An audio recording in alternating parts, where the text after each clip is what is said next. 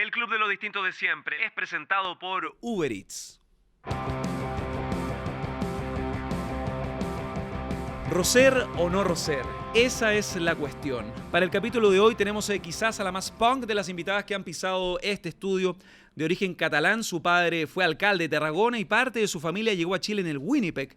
De una metamorfosis constante, comenzó estudiando agronomía, fue profesora de educación física, relacionadora pública, hasta transformarse en una articuladora y referente de la contracultura en nuestro país. Directora del Centro Cultural Alameda, que hasta hace poco funcionaba como centro de arte y acopio y resistencia en plena zona cero. Hoy nos complace presentar en esta edición a una mujer distinta de siempre, una dura de roer, la gran Roser Ford. Queridísima Roser Ford, muchas gracias por tu tiempo. Sabemos que ha estado bien movida la cosa. Bienvenida a Duros de Roer. Gracias por la invitación, tremenda presentación, se les agradece, a Duro de Roer. Oye, ¿cómo ha cambiado todo en los últimos meses? Ha sido realmente brutal ver los giros personales, este balde de agua fría que muchos, sobre todo una comunidad, recibimos. ¿Pensaste en algún momento empezar de nuevo o recibir un remesón así a estas alturas de tu vida cuando ya hay un norte tan definido? No, al contrario, estaba justo en el momento en que tenía que pegar un cambio, jubilar, como que empezar a pensar en ese proceso y en realidad fue un shock súper potente este cambio tan, como tú dices, brutal, porque era impensable. En realidad uno estaba como pensando en un proceso amable de cambiar un poco el giro y la velocidad de los días, y al final todo esto se ha convertido en el triple de vertiginoso luego de este dramático momento, pero por eso mismo nos hemos puesto súper, como equipo también, muy trabajadores. Lo del Centro Cultural Alameda, el Centro Arte Alameda, fue algo bizarro en el sentido de la transformación, pasando a ser un centro de resistencia cultural, un centro que dio una ventana a tantas propuestas que no tenían amplificación alguna en medios convencionales, por las suyas desde principios de los 90, ya son 28, 27 años, y se pasaban películas hasta en el tema del estallido social. Ocurre algo de que, por ejemplo, uno podía ver The Joker y pasaba una verdadera película de ficción, una película de acción también, saliendo del cine. ¿Cómo fue para ti también vivir eso, ese paralelismo entre algo que tú siempre has apostado por contenidos osados y cruzarse con la vida, lo que nos estaba golpeando a todos? Es que nunca pensamos en que este movimiento social iba a ser tan potente y que iba a durar tanto tiempo, esta resistencia. Y entonces, claro, nosotros decidimos como espacio cultural sumarnos a lo que estaba pasando y programar y funcionar. Pero claro, también eso pasaba que como se extendió y se sigue extendiendo el que la gente se manifieste y que vaya a la zona cero y que pasen cosas como una película de ficción, sobre todo para el público era alucinante el entrar, ver la película y, como tú dices, salir después de Joker, del Guasón, y encontrar una réplica pero en la vida real, afuera del cine.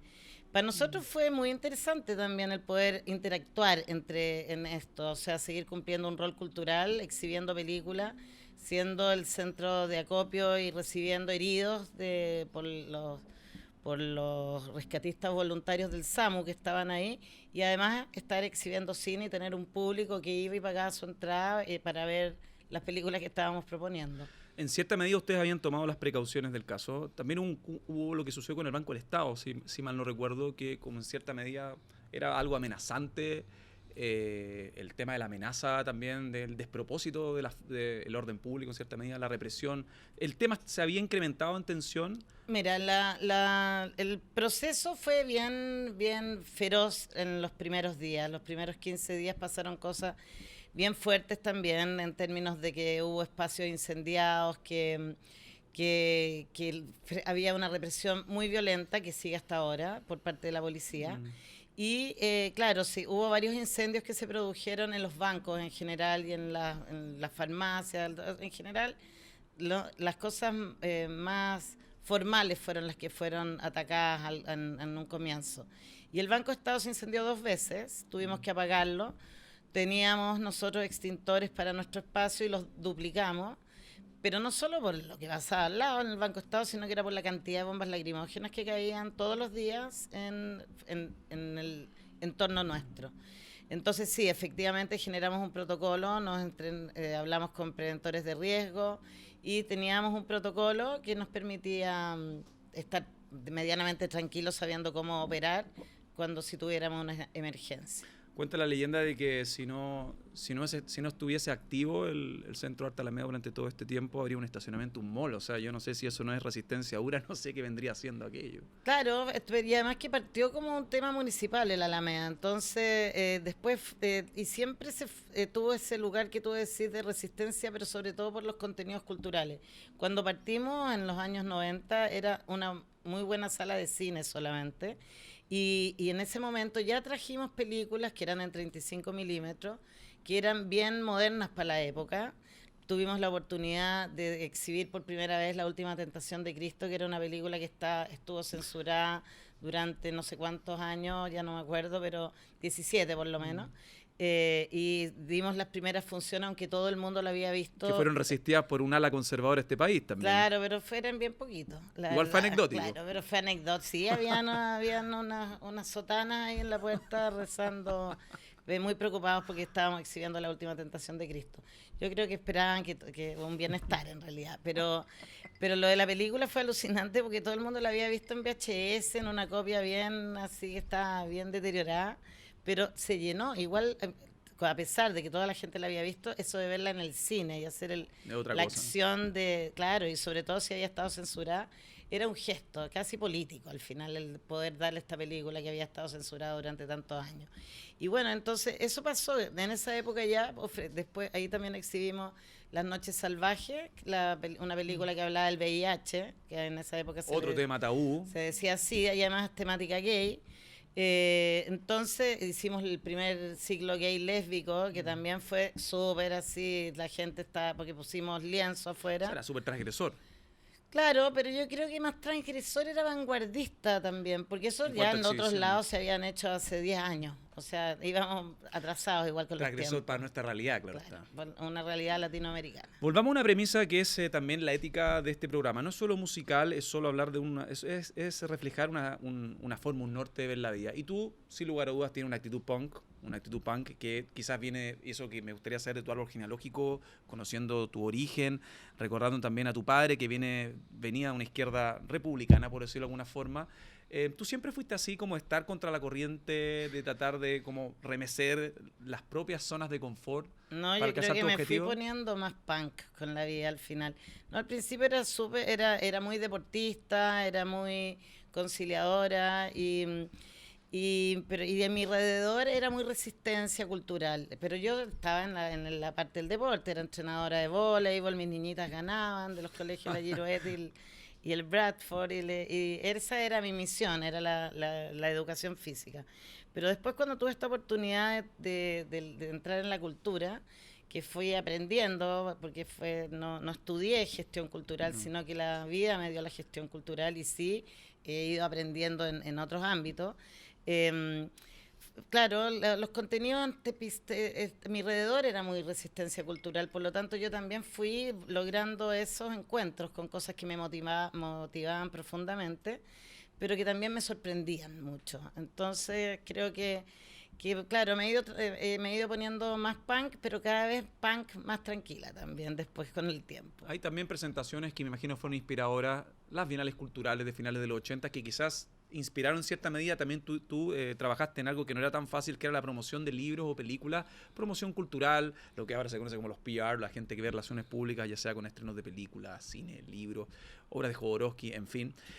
¿Cómo fue para ti también vivir esta transición? No solo la transición del país, sino la transición cultural, que recuerdas de los primeros 90, que quizás albergaron tu energía para pensar en crear un nuevo espacio para la cultura y una línea editorial súper propositiva para la época? Es que mira, yo ahí trabajaba en una editorial que ellos que tenían súper claro el norte, estaban todas los libros de Jodorowsky, todo lo que tenía que ver con psicomagia, la ontología del lenguaje, con una cantidad de pensadores también importantes. Eran temáticas temáticas bastante potentes para la época y todo el mundo en ese momento también estaba necesitando aprendizaje. Veníamos saliendo de una dictadura, entonces todo enriquecía. Después vienen Maturana, Varela, mucho crecimiento personal alrededor en esa área de la editorial Hachette y era la librería francesa y después se llamó Dolmen. Pero luego, en el Alameda, lo que sí logré fue un encuentro con las editoriales más independientes y ahí, por supuesto, viene otra área de resistencia que tiene que ver que es como también el exhibir cine latinoamericano, cine independiente. No había muchos puentes en la época tampoco. No había, claro. Y hay un encuentro cultural que con los artistas y con los escritores que tenían súper clara los referentes y para dónde iban. Y la poesía toma un lugar también súper protagónico dentro de los libros y una poesía bien panqueta también. Entonces, para mí era todo era sorprendente, enriquecedor y me encantaba el poder generar estos encuentros de que tenían que ver con libros o películas independientes que traían un público súper fiel también que después accedía a nuestra programación. El Centro Arte Alameda también luego vira, en cierta medida, un espacio más que validado para la música. Y yo pienso también en 3 décadas de resistencia cultural, en 3 décadas de oferta, en 3 décadas donde nosotros vimos en los distintos escenarios, porque también se habilitaba la entrada, se habilitaba el Gran Teatro para bandas más convocantes, muchos momentos memorables. Pero ya yendo al tema del impasse que tuviste con algunos fanáticos radicales, con la exhibición de La Última Tentación de Cristo, ¿hay un momento que tú realmente atesores de estas últimas 3 décadas? Quizás, no sé si es lo bizarro, pero algo que haya sido una historia atípica. No, tengo cosas muy entretenidas con Hija de Perra, un personaje y amigo que también me enseñó muchísimo en términos de la diversidad y de cómo tenía que ver la vida en este momento que va evolucionando, que ya no se puede ver de la misma forma. Siempre también me sorprendían porque habían cosas muy bizarras y que me impactaban también cuando habían algunas actividades y acciones de Hija de Perra. Vimos la película Empanada de Pino, que también fue muy sorprendente, pero había un público que la seguía, que seguía fervoroso. Mira, en general me voy adaptando, yo creo, a los tiempos. Como son 3 décadas, como tú decís, que suena gigantesco, son casi 30 años.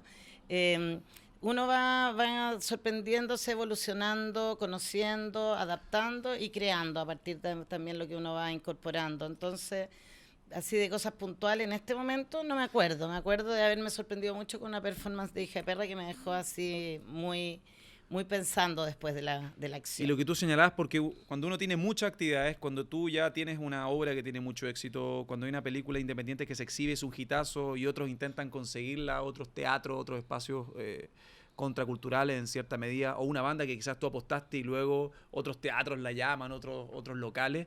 Es difícil mirar para atrás, ¿no? Como apelar ese llamado espejo retrovisor, y me imagino que este golpe brutal que fue el incendio, el siniestro, que está en un proceso de investigación, se están agotando todas las instancias, estás trabajando con el equipo de Hermosilla también para hallar los culpables y tratar de tener justicia con lo difícil que es tener una justicia en este país en todo sentido, ¿no? Mira, primero hemos sido plataforma, que es la parte que yo creo que es una misión que tenemos nosotros, de ser una plataforma que catapulte a los artistas. Entonces, esto de ver que hay gente que sí se inició en el Alameda y que después han sido exitosos, para nosotros ¿Cómo han crecido? Es muy, claro, es muy enriquecedor también para uno que apostó y que funcionó. Y bueno, y lo que ha pasado, lo que me decía del incendio mismo, sí, estamos en un momento súper importante para poder saber y dilucidar quién resulte responsable. A lo que iba es que tras ese remesón, como lo definimos en un principio en casi toda la conversación y se entiende, ahí uno al ver todo este abrazo macro de gente de distintas procedencias, de distintas escuelas, uno se da cuenta también lo que aportó en un país donde la cultura está lejos de ser un activo como en otros países, que está totalmente desarrollada, que hay estímulos sin importar el gobierno que esté de frente. Yo creo que debe haber sido súper simbólico y enriquecedor ver todo ese apoyo de parte desde arquitectos, artistas multidisciplinarios, la misma gente que asistía periódicamente. Lo he repetido varias veces, que no nos habíamos dado cuenta de lo emblemáticos que éramos. O sea, el espacio realmente recibió el apoyo de un abanico de artistas y de categorías, por decirlo también, de actividades que se nos han ofrecido y distintas posibilidades y abrazos y de verdad que ha sido muy impactante el cariño que hemos recibido y los ofrecimientos de apoyo para que nosotros podamos volver a replantearnos en el mismo espacio, que es lo que estamos buscando, reconstruir el Centro de Arte Alameda en la misma ubicación donde está actualmente. Entonces, lo que tú me decías es que hay distintos especialistas como arquitectos, como diseñadores, de todo el mundo nos está ofreciendo su apoyo para que podamos continuar. Roser, hemos hablado muchas veces en esta conversación, y uno dice hablado, pero te hemos escuchado muchas veces hablar de tu pasión por las artes visuales, por el cine, por el teatro, por la cultura de distintas aristas. Pues a mí me gustaría saber, porque a veces tú has dejado súper en claro tus gustos por ciertos autores o directores, estilos de cine, escuelas, países, en fin. Pero ¿qué hay con la música? ¿Cuándo la música se transforma en un estímulo o en algo tan importante a la hora de apostar al nivel que apostaste durante todo este tiempo? Bueno, mira, el Centro de Arte Alameda parte en los años 90 y, como te decía, es un muy buen cine. Luego me asocio con Alejandro Parra, que venía del ámbito de la música, manager de los Jaiba, iluminador de los Gypsy King, y bueno, de ahí entra la música como una de las actividades principales también, porque era el otro socio. Y eso fue un súper complemento para el espacio, para que dejara de ser un muy buen cine y comenzara a convertirse en un centro de arte, donde la música y el cine ya eran muy protagonistas. Y en ese momento se suman las artes visuales y el circo. Entonces, para la música toma un lugar muy importante con el living, que generamos ese espacio donde muchas bandas, como estábamos hablando, por ejemplo, Mecánica Popular, con el Manuel García. Sí. Cuando no era una banda de culto, de hecho, Mecánica Popular, como que dicen que el timing no fue el mejor, cuando Manuel García explotó como un gran referente de nuestra canción chilena. Todos decían, ¿por qué no vuelve Mecánica Popular? De Salón, ponte tú, tocó también, la Francisca Valenzuela. Yo me sorprendí, vuelvo a insistir, yo voy aprendiendo con todo esto, y lo de la música ha sido una maravilla también, porque fui conociendo bandas independientes, hicimos las fiestas picnic que eran alucinantes, que eran muy entretenidas, y también generó un sello con las bandas independientes de esa época, que ahora ya son más grandes y más consagrados todos. Entonces, Cumbia Queers también, hubo varias propuestas interesantes de afuera. Y la banda, nuestros proyectos personales de música de Gitano Producciones fueron... partimos con la Floripondio, grabamos el primer disco de la Floripondio, Bailando como Mono. Lo recuerdo. Después, bueno, estaban las Cumbia Queers, que es la banda que las hemos traído varias veces y que son muy amigas nuestras. Y también con Holden, la banda francesa por la que apostamos, y al final se conocía muchísimo acá en Chile, con la Arma El Piolín de vocalista. Entonces, claro, esos eran ya los proyectos más propios. Y lo demás era que todos los jueves, viernes y sábados éramos un escenario para las bandas, tanto emergentes como más consagradas. Hay cosas que son como son inherentes al ser humano, en el sentido de que todos nos vamos a morir, siempre llega al final de nuestro camino, es imposible proyectar el futuro o los desenlaces, pero también todos somos fan de algo. Fuera de las películas y la curatoría que tú siempre has defendido y las cosas que te quitan el sueño, ¿hay algún ítem que tú atesores de sobremanera? Puede ser una entrada a una película, un disco firmado, una foto con algún artista que quizás estuvo merodeando el Centro Arte Alameda. Nada, no tiene ese apego. No, he tenido tanto objeto que pasa alrededor mío, como que al final, para lograr no tener ¿cómo se llama? El mal de Diógenes. Sí. Lograr un poco desprenderme de cosas, porque ya mi casa está como muy llena de estímulos, y de lo que sí soy fan es de mis animales. En eso sí tengo un tema. Hablando de un fetiche, en cierta medida. Un medida. tema entretenido, así como que tengo recuerdos, no sé si recuerdo de los animales, pero más atesorados, más personales, pero no así cosas, no estoy ahora con nada que me acuerde que tenga guardado así particularmente. Yo me acuerdo una vez que vino Gaby Pichoro, parte de Fugazi, una banda que a mí me gusta mucho, que anteriormente había visitado Chile en el 97, el Laberinto, Y dentro de la conversación que tuve con él justamente en el Arte de Alameda, esto fue hace unos 10 años atrás, 10, 12 años atrás, él alucinaba con la historia, la ética y el entorno del Arte de Alameda, la ubicación, lo que simbolizaba también, lo que proponía, porque en otros países, no sé, en Alemania es más frecuente ver estos centros culturales con una parrilla, con una línea editorial profunda. Y yo me pregunto si es que tú sentiste una conexión con algún artista extranjero. Cuando digo extranjero hablo de anglo, más que pensar en un latinoamericano que quizás tiene una conexión, es más fácil para él empaparse con la realidad sociopolítica que tiene Chile. ¿Recuerdas también alguna visita que te sorprendió? Porque el espacio sorprende de por sí, o sea, es un espacio donde se pueden hacer muchas cosas. Mira, como yo más que nada vibro con la música, tengo bien poca conexión, así como con los personajes. No, de los que acudieron a la Alameda en general, no, también me cuesta acordarme ahora de alguien. Y por eso mismo te digo que los recuerdos y las cosas que teníamos en el Alameda, los afiches, eran súper fundamentales en términos de memoria de cada una de las actividades que habíamos tenido allá, y ahora ya no queda nada. Entonces por eso es súper importante generar como un registro de las cosas que la Alameda conquistó, por decirlo de alguna manera, las bandas que pasaron por ahí, las películas que hemos tenido. Ahora hay que hacer un recuerdo, hay que hacer memoria, porque son 30 años, 28 años que en este minuto no queda nada ahí así físico.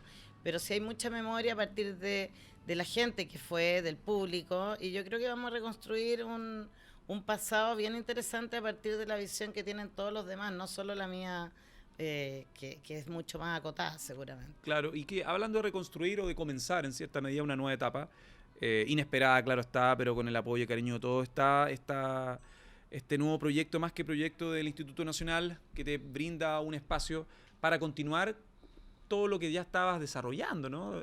Me imagino el inédit, también la emisión de películas. Mira, ¿Cómo va eso? dentro de todo para la gente que pregunta también. lo dramático que pasó, o sea, se han abierto varias oportunidades bien interesantes, y esto de poder ocupar el centro de extensión del Instituto Nacional como nuestro espacio y generar una colaboración con el SEINA entre actividades que hagan ellos y los contenidos nuestros, que van a enriquecer el espacio, y lo mismo que te digo que nosotros vamos a tener nuestras oficinas ahí.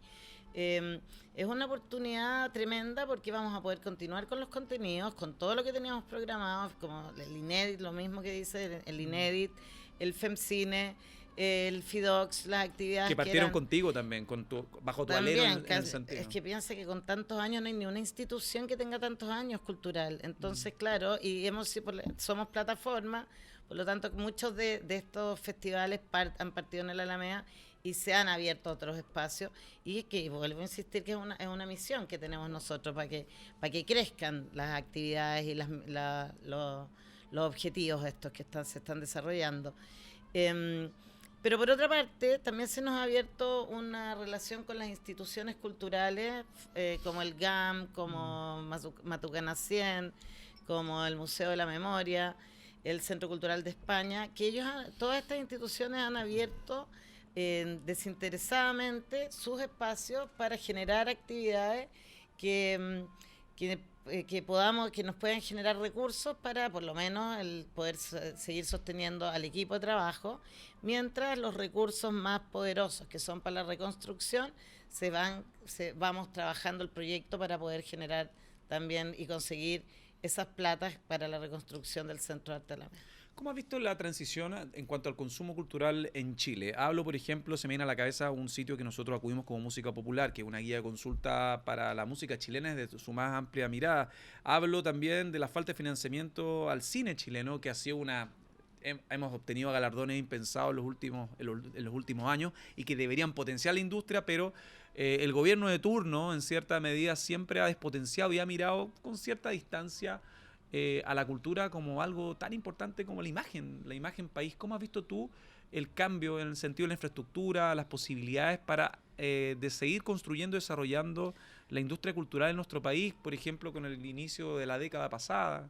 Tú que Mira, llevas yo he tanto visto tiempo. con varios gobiernos que han apostado a generar nuevos espacios y lo que se ha descuidado y que a medida que ha pasado el tiempo espero que vaya mejorando son los contenidos. Entonces hay mucho espacio nuevo, municipal, con pocos contenidos y con poco movimiento ¿Falta curatoría principalmente. a tu mover las cosas? Yo creo que faltan un objetivo claro, ¿para qué se hacen las cosas? ¿Por qué se siguen generando espacios y no vinculándolo con los artistas probablemente? No sé, yo creo que faltan políticas culturales que fortalezcan los espacios ya consolidados para que sigan en el tiempo. Nosotros hemos tenido la suerte en este momento con este drama, pero que al final lo que te decía nos ha abierto muchas posibilidades de recibir apoyo del Ministerio de la Cultura y las Artes, muy directo, muy preocupados y muy reconociendo nuestro currículum y nuestro desarrollo. Legado. Claro, entonces nosotros habíamos ganado un proyecto antes del incendio que se llama OIC, que es para otras instituciones colaboradoras. Concursamos igual que otras instituciones y ganamos este proyecto que es muy adecuado para fortalecer sobre todo los gastos para generar actividades, que eso son la falta de recursos para generar muchas veces actividades cuando uno está viviendo el día a día es lo que hace retrasar ciertos objetivos. Entonces, con este fondo ya tenemos fortalecido el desarrollo de las actividades que queremos trabajar con contenidos que tengan que ver con el medio ambiente, que se ha dejado de lado cuando es un tema que era súper importante antes del 18 de octubre. Y también vamos a trabajar, por supuesto, lo más contingente, que tiene que ver con los temas sociales, que es una necesidad muy brutal que tenemos hoy de ver por qué pasa lo que está pasando y cómo superar lo que está pasando. O por lo menos reflexionar en lo que está pasando, no quedarnos ahí como pegados en los problemas. Yo creo que hay que tratar también de ser súper asertivo y propositivo. ¿Cómo ves tú, hablando de esta polarización obligada, está la represión, que es un tema súper sensible para la ciudadanía y que tú viviste en carne propia, con un desenlace que nadie esperaba, brutal todo lo que ha sucedido en general en el país? ¿Cómo es el futuro de Chile con este post-18 de octubre, este estallido y también la vehemencia en las posturas, la falta de empatía de una clase política que solo quiere sacar los mismos réditos de siempre? No todos, pero hay un porcentaje mayoritario que bien sabemos que no tratan de llegar a un acuerdo en cierta medida y no ven lo que necesita el pueblo en general, la ciudadanía en general. ¿Cómo es el futuro de Chile en un corto plazo con este golpe en todo sentido? Yo creo que hay que estar muy atentos principalmente y participativos y además enterarnos qué es lo que está, cómo saber de qué se trata la Asamblea Constituyente, ver cuáles son las alternativas que se van generando, pero por eso los contenidos son súper importantes para que nos propongan una visión. La perspectiva de los contenidos. Claro, también, ¿no? y por eso ha sido tan amable también dentro de lo grave y de este bipolar Chile que estamos viviendo. Porque al final uno, por lo menos, los afectos y el encuentro con algunas personas se ha hecho más cotidiano. Han pasado cosas que han sensibilizado más el quehacer, nos han cambiado los hábitos. Yo creo que yo, por lo menos personalmente, he dejado de hacer cosas que hacía antes del 18 de octubre, porque me parece que el consumismo es un tema que estábamos súper metidos en, como el apego a lo totalmente material. normal, claro. Y creo que es súper necesario estar más conscientes por el pasar, por esto que al final es bastante más rápido. Yo que ya tengo 62 años, creo que es más rápido de lo que uno cree a los 40, ¿cachai? Entonces, creo que hay que ser asertivo, hay que estar enriquecido y hay que estar atento también a lo que el medio o la gente que está ahí alrededor te pide. Hay que estar más sensible.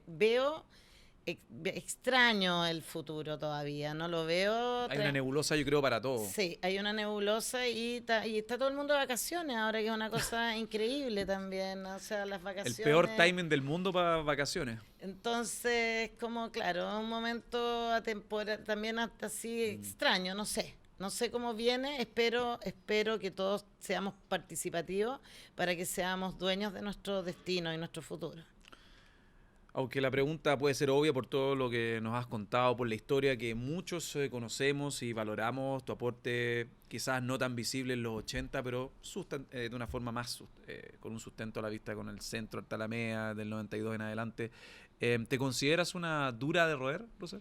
Sí, totalmente dura de roer. Además, ¿sabes lo que me pasa? Mi nombre es Roser y muchas veces aparece como roer cuando la S no está en el teclado. Dura de roser. Dura de roer, sí, totalmente. Me siento dura de roer y es una buena parada frente a la vida, ¿no? Los duros de roer, así como vamos enfrentando lo que viene y logremos soluciones principalmente. Fuera de las pruebas que ya fueron puestas a disposición en este proceso, ¿quién crees tú que provocó el incendio?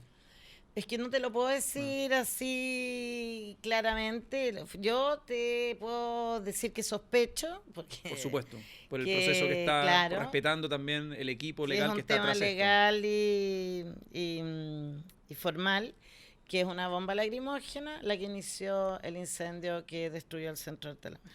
Y ustedes también habían tomado precauciones, recuerdo que los extintores habían duplicado unos 2 extintores, recuerdo porque fui al centro de Alta Alameda, había ahí unos 4 o 5 días antes de esta catástrofe en todo sentido, y están las precauciones, está la atención, pero por ejemplo la llamada primera línea o los manifestantes también entendían la importancia de un espacio que se diversificó por la contingencia.